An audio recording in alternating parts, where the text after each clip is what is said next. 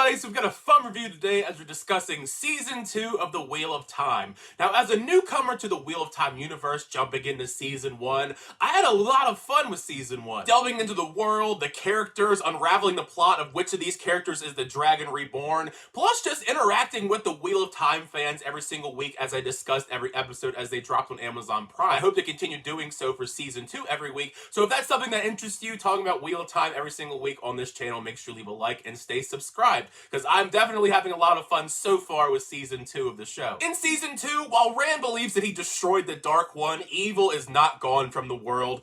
Threats new and old seek out the young friends from the Two Rivers, now scattered across the world, and the woman who found and guided them now is powerless to help, causing them to find other sources of strength, whether in each other, themselves, in the light, or the dark.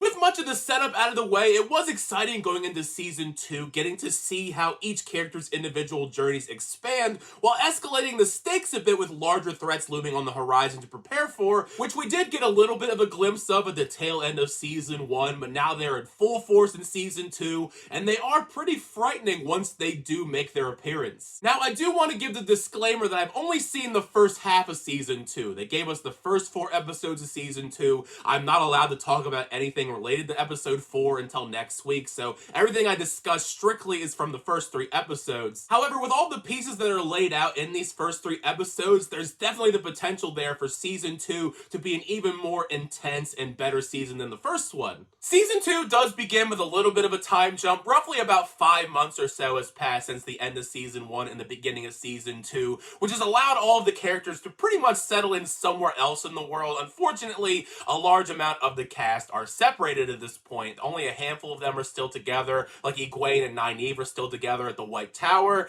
and you have Moiraine and Lan together, although they really don't seem like they want to be together. A large amount of the first few episodes of Season 2 is spent acclimating to everyone's separate journeys, each of which I felt added a bit of variety and intrigue, just because a lot of these characters are going through very different things, and none of their journeys feel similar whatsoever. Whether it's Perrin searching for Padden Fane, Moiraine attempting to cope with being cut off from the source, you have Nynaeve going through some trials of her own, and then you have Rand in hiding struggling to control the One Power, and many other storylines. It is a bit of dense material. The best way that I could describe it is there isn't necessarily urgency when it comes to plot progression until episode 3. Episode 3 is, I feel like, when everything comes together for the story going forward and hits its stride narratively with big and exciting twists and turns. Now, at the very end of Season 1, we had a tease of these very powerful foes coming on the shore. Turns out they are called the Seanchan. You guys actually are the ones that told me that because, like I said before, I'm a newcomer to the Wheel of Time. They just look like very powerful dark foes,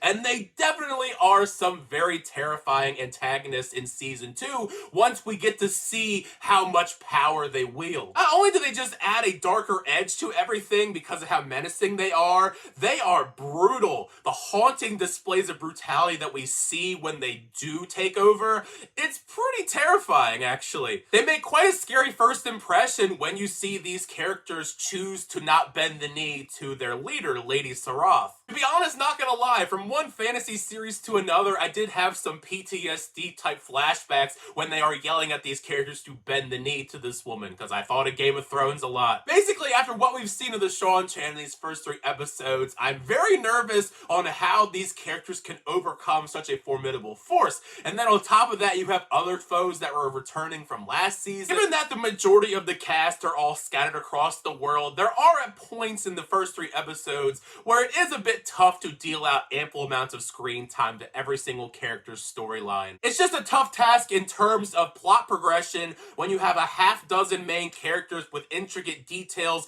and you're jumping quickly between every character every couple minutes. I wouldn't say, however, any of the stories are done poorly. It's just very scatterbrained because we are literally getting 1 or 2 scenes with a character and then it will jump to another one for a scene or two, and it does that pretty much non-stop for an hour. Without delving too deep into the storylines, because I don't want to give too much away about them, there are some I do consider my favorites so far. The biggest one, I think, out of everybody I enjoyed the most was Nynaeve's story. She goes through quite an interesting arc so far, having difficulties training to become an Aes Sedai, and then being put through this trippy emotional test called the Trial of the Arches. That stuff with the Trial of the Arches is pretty wild. One of the bigger surprises early on is Perrin's storyline, because Perrin, as much as I liked all of the characters, I think Perrin's was one of the stories I liked the least in season 1, and that obviously is not the case for season 2. There's a lot of intrigue built up in his story as he is slowly figuring out his powers while he's on this expedition searching for Padan Fain. And then you have the Dragon Reborn himself, Rand, who is in hiding, as a lot of characters in the world think that he's dead. Though initially he is trying to lay low and start this brand new life, but he's losing the ability to control the one power, so he has to go search for some outside assistance with some familiar faces, which I quite enjoyed.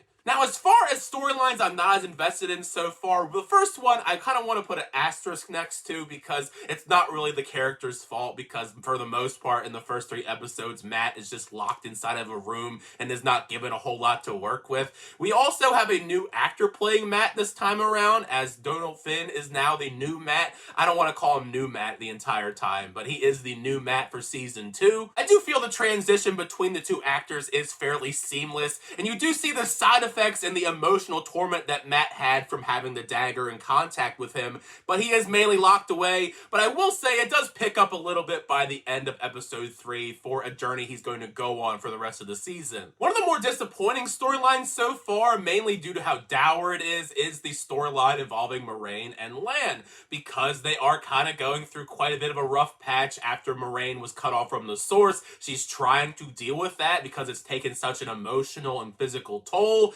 And then Lan and her kind of are just very distant at this point. Their connection, in a sense, has severed, and because of that, they are very cold to one another and kind of try to work things out.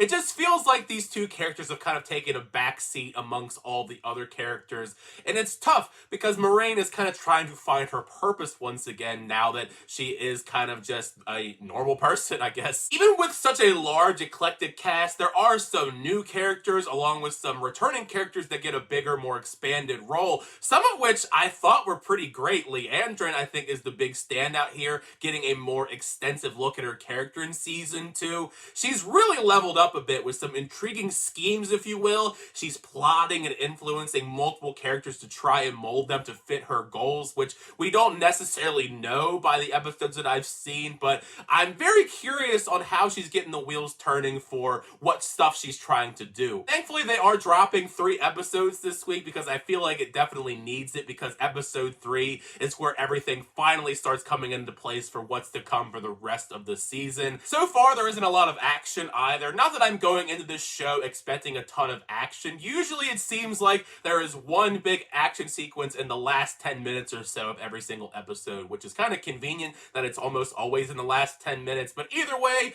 I think so far season 2 of The Wheel of Time is pretty strong. There's still a lot more episodes to go, a lot of story to be built up, but so far from these first 2 episodes, it does show a lot of promise, and I'm very excited to talk about this show each and every week with you guys on the channel if you want to do that as well. But now for my thoughts on season 2 of The Wheel of Time. Make sure you share your thoughts down below. What'd you think of the season? Once you get a chance to check it out, did you like it? Did you not like it? Show all your thoughts down below, because part of the fun is having that conversation with the guys in the comment section down below. And thank you guys, as always, chat videos. I always do appreciate it. Make sure you like on the video and also subscribe to the channel to update reviews, reactions, unboxings, and more. Till next time, I'll see you guys later.